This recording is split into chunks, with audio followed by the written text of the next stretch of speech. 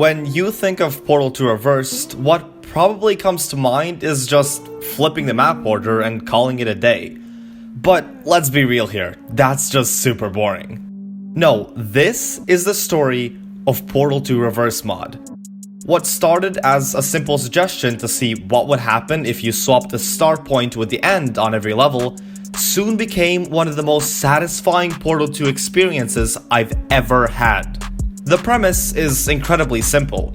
We start our story at the final cutscene, given the choice of either shooting the moon or simply getting up, stabbing the potato, and starting our journey through Aperture once more. On your way back, you have to work around a few obstacles to push against the intended level design. And on most levels, you're also forced to unsolve the puzzles to proceed, which in a way reverses the changes by returning things back to where they were. Initially, my goal was to change the levels just enough to make it possible to get back. But I was soon met with a dilemma, as a lot of the required tricks just weren't intuitive, or required prior knowledge of glitches. And I wanted this to be a genuinely fun game that anyone, including you, could enjoy to the fullest. So a few things had to change.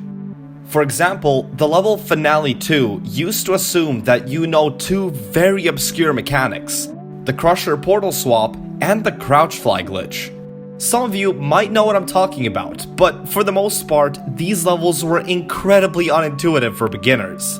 Instead, this level was changed to have a reversed funnel that you could use to ride all the way back to the start. So, if you expected this mod to be challenging, then sorry for getting your hopes up. After all, doing any puzzle in reverse is usually much easier than putting it together. But I still tried to make the levels feel fresh and interesting by either incorporating creative ways of getting to the start, or just having the player unsolve the puzzle to open the entrance door. Of course, this still means that most of the mod just has you walking forward, but from the feedback I've had from playtesters, it's pretty cool regardless to see the game from a different perspective. It's satisfying to break apart the elaborate puzzles by just shooting a portal or moving a cube. Anyway, now that you know what we're talking about, let's see the levels themselves. After nonchalantly leaving Wheatley's lair, your first challenge is to cross a gap with nothing but a funnel going the wrong way. Seems pretty hopeless at first, but luckily for us, this mod disables the first fizzler, which allows you to shoot a portal in the distant fog, so you can get across pretty easily. After that, you've got two options. Either you try to make this sick jump to this pillar, or you can climb some of the rubble that's stacked up on Wheatley's death conveyor. Finale 2 is fairly straightforward. After all, the turrets are already dead and pose no immediate threat. So let's skip a bit further ahead, or back, I guess. And Finale 1 is where things start to get a bit trickier. At the start of the part where he kills you, there's pretty much nothing but a big, foggy void. So to get to the end, you have to fling the dripping conversion gel blob all the way to the back wall. Then, find a way to get to the platform and portal over to the now reversed funnel. As long as you don't think about it too much, this solution makes perfect sense. What follows after is our first actual test chamber, Repulsion Polarity. Actually, this one even has some backstory. The first version of this map had an incredibly difficult, overcomplicated, and random solution, where you had to jump off of a turret mid-air in order to clear this gap. I will admit, it did look awesome, but now the only change you'll see is a couple fizzlers getting turned off. Propulsion Catch doesn't really have anything that exciting to talk about, so let's skip straight to Laser Platform, or as I like to call it, Ladder Intro. You heard that right, ladders in Portal 2. These things can get a bit finicky, but they do the job just fine. After a short funnel ride back, you'll see that this is also the first level that forces the player to unsolve it. The next 7 maps turn out to be incredibly short. This is where it becomes apparent why Reverse mod is also really satisfying as a speedrun. While designing this mod, I tried to tailor it to both speedrunners and casual players equally. No complicated strategies, no lengthy puzzles or cutscenes, just pure, unfiltered movement. But you can't quite say that for the last map of this chapter, Test. There is a puzzle here, and it's not super intuitive either. You have to bring this cube from the first room all the way to the catwalks near the entrance. From there, if you stand on it, you can just barely shoot a portal behind this vent. Then, backtracking all the way to the start again, just make sure you remember which portal you have to shoot, and that's the puzzle defeated. Starting our descent into the depths of Aperture, we've got 3 gels. It's the type of level that looks more intimidating than it is. All you really have to do is unpress this little button and trust the long fall boots to break your fall right after. Conversion Intro, or in this case, Outro, shares a similar story. You start by dropping down this elevator shaft, then taking an elevator down to the offices. If you try to go straight to the exit elevator from here, no good. Before going further down, you first have to turn off the gel flow by unflipping these switches. I think you get the gist of it by now. Entering propulsion flings, we find ourselves kind of stranded in the middle of a bunch of goo. You could technically make this jump, and in fact, that's exactly what you had to do in older versions of the mod. But nowadays, we've got a convenient little panel here to bounce us over. And the same thing goes for the next map, except here, not only does this bouncy panel make things easier, it even allows for a full level skip if you use it to get on the ceiling. Entering Chapter 6, Potatoes seems to be a fan favorite level. Obviously, if we're following the theme of putting things back where we took them from, the only logical thing to do is to leave Potato GLaDOS behind as well. May the birds be with her.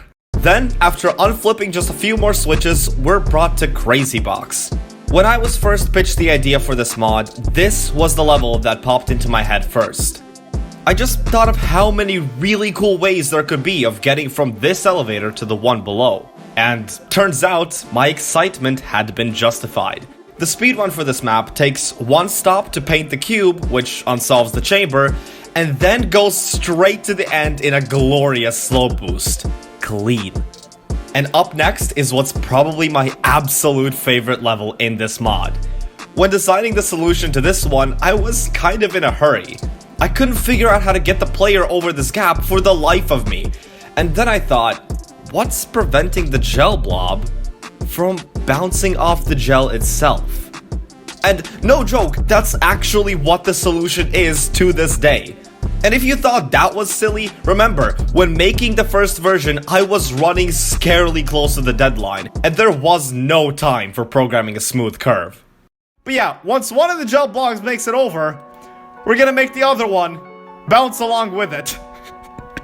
That looks so f***ing dumb. There it is. After making it to the other side of the pit, one final jump was needed to finish the level. But be aware, if you're a very casual player with no experience in strafing, this might actually be a pretty tough jump. The left side of this pipe is blocked off by some dumb invisible wall, so if you decide to skip the end of this map on your playthrough, I won't blame you. Following that, we've got another few short movement-based levels. There's nothing too special here, just take the cubes off the buttons in Repulsion Intro, disable the blue gel pumps, and turn the lights off by the giant door. After all that's done, we get to enter another fan favorite. And that's how we fling straight into the central core room. But since Wheatley's busy trying to not blow everything up, and GLaDOS is getting eaten alive back there, it's actually pretty quiet here for once. Just a few portal shots later, we're sucked back into Aperture's messy tube systems, which conveniently drop us off at the neurotoxin generator. Unfortunately, our portal gun isn't quite powerful enough to repair the generator, so we'll just settle with turning off the laser and calling that unsolved. What we can undo, however, is our turret production sabotage. By grabbing a working turret and plugging it back into the scanner, we can restore Aperture's turrets to normal. For the better or worse, you decide. The next map, Turret Factory, starts off with us climbing a long tube spiral, eventually getting to another set of ladders where a bit of parkour becomes useful, but not at all obligatory. These are actually the last sets of ladders you'll see in this mod. Truth be told, I just didn't really like how they worked. They're pretty annoying, and it feels kind of like a cheap cliche when something potentially more creative could have been used instead. Like here, for example, on this metal plate conveyor, one of the rows just happens to have a faith plate on it that launches you up to a catwalk that was totally there before, no need to check. Now, this is where you'd usually have the intense chase sequence with the walls crashing around you, but let's just say she had the time to repair things while we were gone. Look, I don't actually have a particularly good explanation for why this stuff is intact, but just keep in mind that if it weren't, there's no way you'd be getting back alive, so thank me later. And to conclude the rest of the jailbreak sequence, a reversed funnel spontaneously manifests on top of you, which lets you follow Wheatley's rail and get back to the chamber you were initially running from. And now that we're back to the puzzles, away from the interesting behind-the-scene bits, things start to speed up significantly. Remember, all you really have to do here is just unsolve the test chamber. Most of the time, placing a single portal or moving a single cube is all you really need for that. But because I don't want to skip over these entirely, I thought we could do a sick montage of the speedruns for these maps.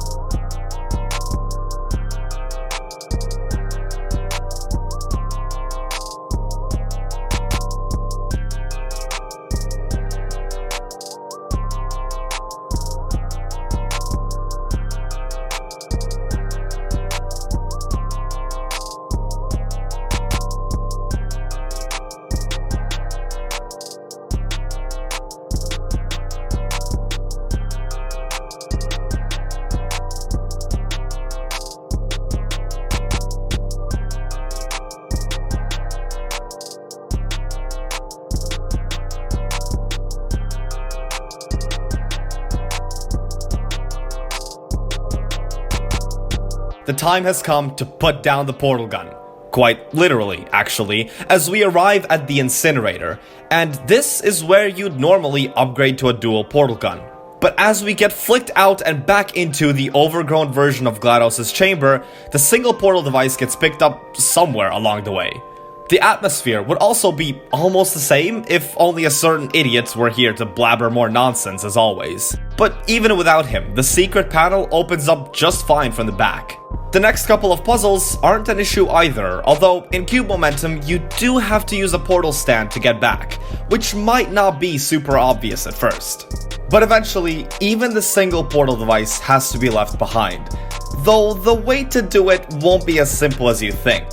I mean, sure, you can put it down just fine, but I was more concerned about getting back up. Once you lose the gun, you can't just instantly teleport across bottomless pits. So the strategy here is to shoot a portal up there first, and then put down the gun. This means you'll also have to make a fairly tricky jump to this platform, so keep that in mind.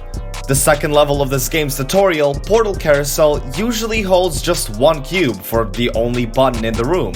But when returning to it after whatever time has passed, a few more cubes seem to have popped up.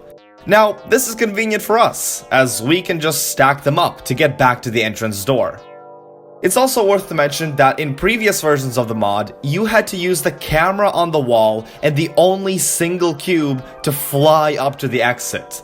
Yeah, not at all intuitive or easy.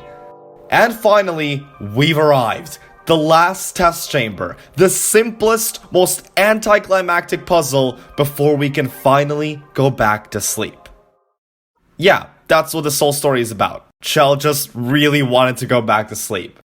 Okay, but seriously now, thank you to everyone who playtested the early versions, letting me iron out the bugs and turn this into a mod that I'm truly happy about. So, if you want to try this for yourself, again, the link will be in the description as always. And, of course, thank you for watching.